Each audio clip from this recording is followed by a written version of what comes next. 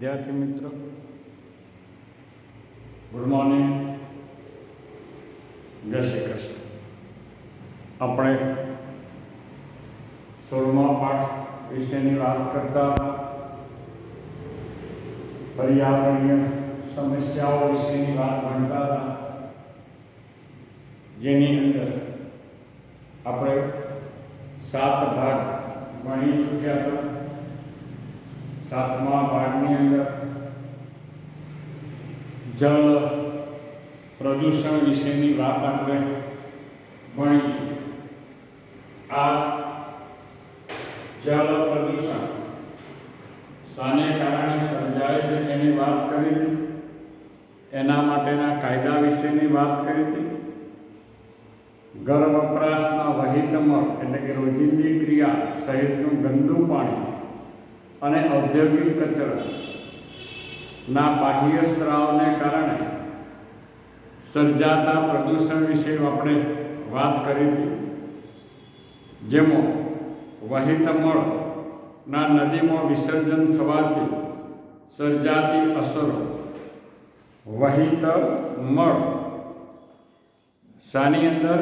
નદીમાં ઠલવાતો સર્જાતી અસરો વિશેની વાત કરી હતી.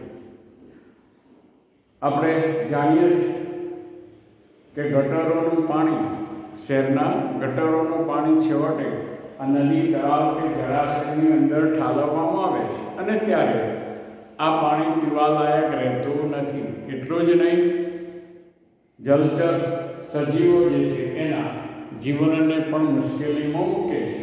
આપણે જોઈ ગયા હતા કે બીઓડી અને સીઓડી વિશેની પણ વાત કરી ગયા હતા કે પાણીમાં કાર્બનિક દ્રવ્યોના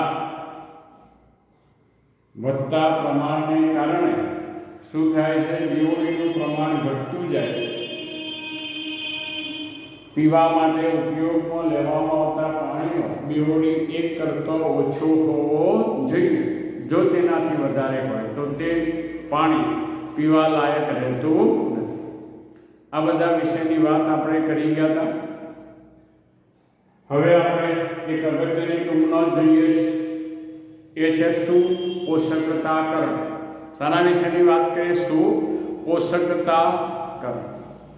સુપોષકતાકરણ એટલે શું? કે પોષક દ્રવ્યોની સુલભ પ્રાપ્તિ. શાની? પોષક દ્રવ્યોની સુલભ પ્રાપ્તિ, જેને આપણે સુપોષકતાકરણ તરીકે ઓળખીએ છીએ. આ પોષક દ્રવ્યો જે છે એ પોષક દ્રવ્યો કેવી રીતે આપણે જાણીએ છીએ કે આ પાણીની અંદર ઉમેરાય છે એના વિશેની વાત આપણે ભણીએ. પણ એ પહેલાં આપણે જોઈએ કે તળાવના પાણીમાં પોષક તત્વોના વધારા દ્વારા થતી પ્રાકૃતિક જીર્ણતા એટલે જ આપણે કહીએ છીએ સુપોષકતાકરણ. એટલે સુપોષકતાકરણ શું છે? કે તળાવના પાણીમાં પોષક તત્વોના વધારાથી થતી પ્રાકૃતિક જીર્ણતા છે. પોષક તત્વોના વધારાથી થતી પ્રાકૃતિક જીર્ણતા છે. આપણે આ ઉપરાંત જોઈએ કે એક નવનિર્મિત તળાવનું ઠંડુ અને સ્વચ્છ પાણી, આપણે તળાવ જોયેલું છે. એ તળાવની અંદર તમે જે પાણી જુઓ છો એ ઠંડુ અને કેવું છે? સ્વચ્છ. જે કેટલાક જીવોનો આધાર છે. અંદર આપણે જાણીએ છીએ કે જલચર પ્રાણીઓ અને વનસ્પતિઓ એની અંદર વસતી હોય છે. આ તળાવ જે છે એ સમય સાથે એની અંદર આપણે જાણીએ છીએ કે નાઇટ્રોજન અને ફોસ્ફરસ જેવા જે પોષક તત્વોનો ઉમેરો થતો જાય છે. આ ઉમેરો થતો જતો હોવાને કારણે જલીય સજીવોની વૃદ્ધિને એ પ્રોત્સાહિત કરે છે. નાઇટ્રોજન અને ફોસ્ફરસ જેવા પોષક તત્વો એ શું કરે? જલીય સજીવોની વૃદ્ધિને પ્રોત્સાહિત કરે છે. આપણે તળાવની અંદર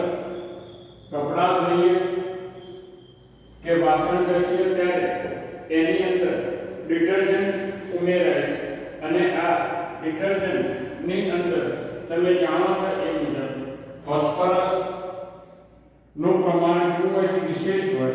નાઇટ્રોજનનું પ્રમાણ વિશેષ હોય છે અને એને પરિણામે શું થાય છે? એ પોષક તત્વો તળાવના પાણીમાં ઉમેરાય અને એ જલીય સજીવો જે છે જલીય સજીવોની વૃદ્ધિને પ્રોત્સાહિત કરે છે. જ્યારે પાણીમાં વિવિધ કાર્બનિક અને અકાર્બનિક દ્રવ્યો ઉમેરો થાય ત્યારે પોષક દ્રવ્યોની પ્રાપ્તિનું પ્રમાણ વધે. સુએજ, ફર્ટિલાઇઝર, પ્રાણીઓના મળ તેમજ ડિટર્જન્ટ દ્રવ્યો પાણીમાં ઉમેરાય છે ત્યારે એમોનિયા, નાઇટ્રેટ, નાઇટ્રાઇટ તથા ફોસ્ફરસનું પ્રમાણ વધે અને તેથી સૂક્ષ્મ જીવો અને જલજ વનસ્પતિની વૃદ્ધિને ઉત્તેજન મળે છે.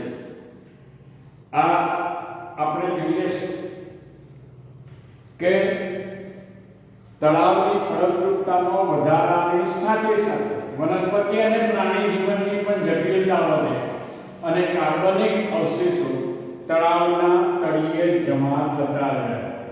કામ અને કાર્બનિક અવશેષી પદાર્થોની જમાવટ સાથે લાંબા ગાળે તળાવ છીછરા અને ગરમ થતા જાય. આપણે જાણીએ છીએ કે તળાવની અંદર જેમ જેમ આ કામ ઉમેરાતું જાય, પોષક દ્રવ્યો ઉમેરાતા જાય, તેમ તેમ શું થાય છે? તળાવ એ છીછરા બને અને ગરમ થતા જાય. એટલે કે જે તળાવનું ઠંડુ અને સ્વચ્છ પાણી હતું એ દૂષિત થતું જાય છે. સજીવો માટે જીવવાલાયક રહેતું નથી. અંતે ઘાસમય નીચાણવાળા કર્ણભૂમિ વિસ્તારની વનસ્પતિઓ છીછરી જગ્યાએ મૂળ જમાવે છે અને તળાવના મૂળભૂત તટ પ્રદેશને ભરી દે છે. ભેજવાળી પોચી જમીન અને છેવટે ભૂમિમાં પરિવર્તિત થઈ જાય. આબોહવા, તળાવના કદ અને અન્ય પરિબળોને આધારે તળાવની કુદરતી જીર્ણતાનું શું થાય છે? હજારો વર્ષ લાગે છે. આ તળાવ નિર્માણ પામતો આપણને ખબર છે કે હજારો વર્ષ લાગે છે, પણ ધીરે ધીરે ધીરે એ જ તળાવ માનવની પ્રવૃત્તિને કારણે નાશ પામતું જાય છે. આપણને એ પણ ખબર છે કે ખાસ કરીને લીલ અને તેમાં પણ નીલહરિત લીલ લગભગ વસ્તી વિસ્ફોટ થાય છે, જેથી લીલું વધુ પાંગળે છે અને પાણીની સમગ્ર સપાટી પર છવાઈ જાય છે. આ ને કારણે તે દુર્ગંધ મારે તેમાં સ્વાદ ખરાબ થતો જાય છે, જેને કારણે માછલીઓ નાશ પામે છે. પોષક દ્રવ્યોનું વધતું પ્રમાણ અનેક પ્રકારની જલજ વનસ્પતિઓને વૃદ્ધિને ઉત્તેજિત કરે છે. આપણે અગાઉ ભણી ગયા છે અને એક એવી વનસ્પતિ વોટર